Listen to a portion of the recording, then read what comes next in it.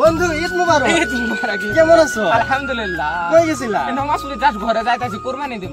কুরবানি দিবা? আচ্ছা কি কুরবানি দিবা? খাসি দেব। খাসি দিবা? আচ্ছা কয়টা? 4টা দেব। আলহামদুলিল্লাহ, ভালো কাজ করেছো। এ তো কইলো 4টা কুরবানি দিব, এখন আমারে যদি জিগায় আমি কয়টার কথা কমু? আমার তো না হলো কম কইরা হলো 10টার কথা কোন লাগবই।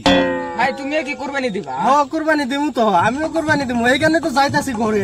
10টা ছাগল দেবো আর 2টা মুরগি দেবো। ওই কি মুরগিও কুরবানি দেয়?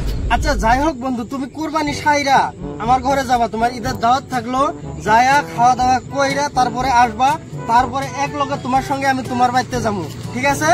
কোনো কথা তো নাই, যাবা তাহলে। এই দাঁড়া দাঁড়া দাঁড়া, মইদুল তো কই যাইতেছ? ওই কুলুমুদ্দিন ঘরে বলে কুরবানি দিব, ওইখানে দাওয়াত দিছে, দাওয়াত খাওয়ার জানছি। দাওয়াত খাইতে যাইতেছ?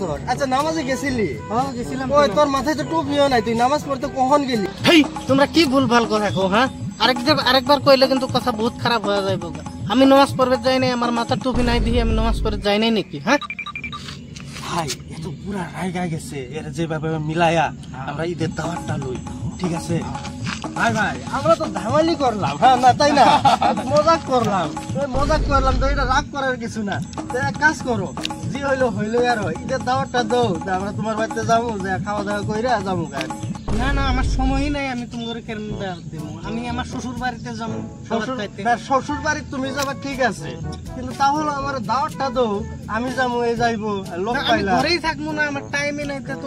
কি করবে? তুমি তো শ্বশুর বাড়ি যাবা ঠিক আছে, কিন্তু শ্বশুর বাড়ি যাওয়ার আগে আমার ঘরে খাওয়া দাওয়া করে তার পাশে যাও গা। না না, টাইমই হইব না। টাইম হইব না মানে এটা কি কথা? তুমি দাওয়াত দিবা না, এটা কথা হইলো না? দাওয়াত দিতেই লাগবো। তোমরা দুইজনের দাওয়াত থাকলে লাগলে আমি শ্বশুর বাড়ি যাওয়া বাদ, তোমরা দুইজনের দাওয়াত থাকলে তোমরা দুইজনে যাইও আমার বাড়িতে খাওয়া দাওয়া করা। ঠিক আছে ভাই, ঈদ মুবারক।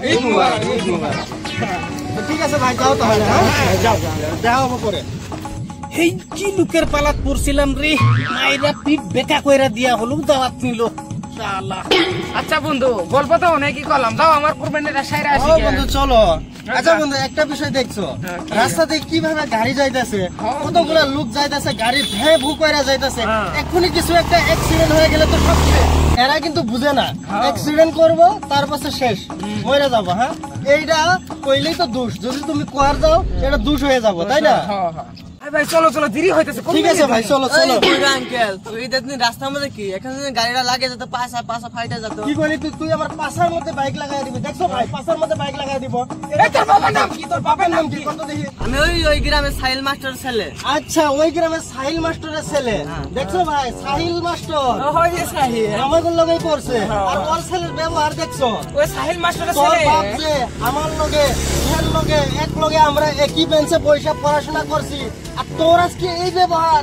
তুই যা যা যা এক্ষুনি যা, নাহলে কিন্তু তোর বিচার আছে। ভাই বললাম তোর বাবার কাছে কমপ্লেন করবো। শালা দেখতো ভাই, চলো চলো, এই শালা যেভাবে বাইক নিয়ে গেল মরছে মনে হয়। বন্ধুরা আপনারা সবাই কেমন আছেন?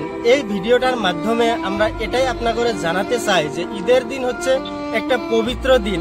এই দিনে আপনি এইভাবে গাড়ি মোটর হুলস্থুলিয়া পরিবেশ করে চলাবেন না, এটাই আমরা জানাতে চাই। ভালো থাকুন, সুস্থ থাকুন এবং দেখতে থাকুন আমাদের ভিডিওটা। ভালো লাগলে লাইক কমেন্ট শেয়ার করবেন।